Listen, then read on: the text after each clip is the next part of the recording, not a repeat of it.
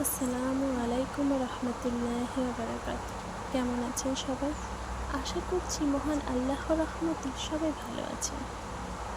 আজ আমরা এমন একটি ইবাদত সম্পর্কে জানব যেটি দিনে নয়, রাত্রে নির্জনতায় আদায় করা হয়। যখন চারপাশে সবাই ঘুমিয়ে থাকে, তখন কোনো বান্দা যদি একান্তে আল্লাহর সামনে দাঁড়িয়ে তার কাছে দোয়া চায়, নিজের কষ্টের কথা বলে, ক্ষমা চায় এবং আল্লাহর রহমত কামনা করে, আল্লাহ তার সব দোয়া কবুল করেন। সেই ইবাদতের নাম তাহাজ্জুদের নামাজ। আজ আমরা জানব যে তাহাজ্জুদ কখন পড়তে হয়, কেন এটি এত গুরুত্বপূর্ণ এবং কিভাবে আমরা এই আমলটি শুরু করতে পারি। অনেকেই ভাবে তাহাজ্জুদ শুধু নেককার মানুষের জন্য, কিন্তু বাস্তবে এমন নয়। তাহাজ্জুদ একটি নফল ইবাদত। যে কোনো মুসলিম ভাই বোনেরাই এই নামাজের মাধ্যমে আল্লাহর নিকটবর্তী হবার চেষ্টা করতে পারে। তাহাজ্জুদ নামাজ কখন পড়তে হয়? সাধারণত এশা নামাজের পর কিছুক্ষণ ঘুমিয়ে নিয়ে ঘুম থেকে উঠে এই নামাজ পড়া হয়। সবথেকে উত্তম সময় হচ্ছে রাতের শেষ তৃতীয়াংশ এবং এই নামাজের সময়সীমা শেষ হয় ফজরের আগে পর্যন্ত।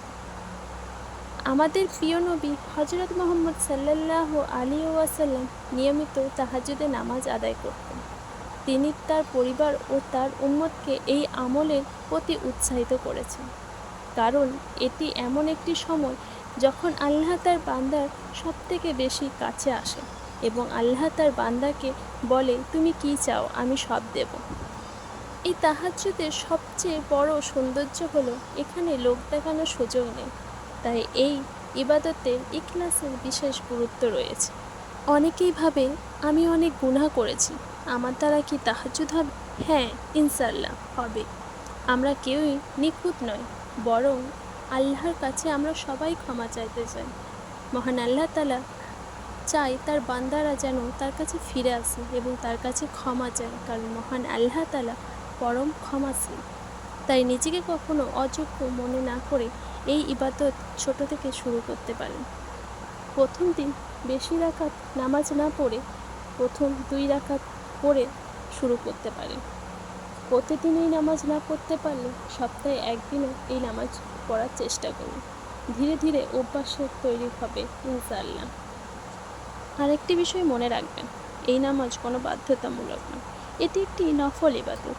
তাই এই নামাজ না পড়তে পারলে এই নামাজটিকে কেউ ছোট মনে করবেন না, বরং আমরা আল্লাহর কাছে দোয়া চাইব যেন তিনি আমাদের এই সুন্দর ইবাদতের স্বাদ দান করেন। তাহাজ্জুদ শুধু একটি নামাজ নয়, এটি বান্দা ও তার রবের মাঝে নির্জন সময়ে এক বিশেষ সম্পর্ক। মহান আল্লাহ তাআলা আমাদের সবাইকে নিয়মিত তাহাজ্জুদ নামাজ আদায় করার তৌফিক দান করুন, আমাদের দোয়া কবুল করুন এবং আমাদের গুনাহগুলো মাফ করে দিন। আমিন।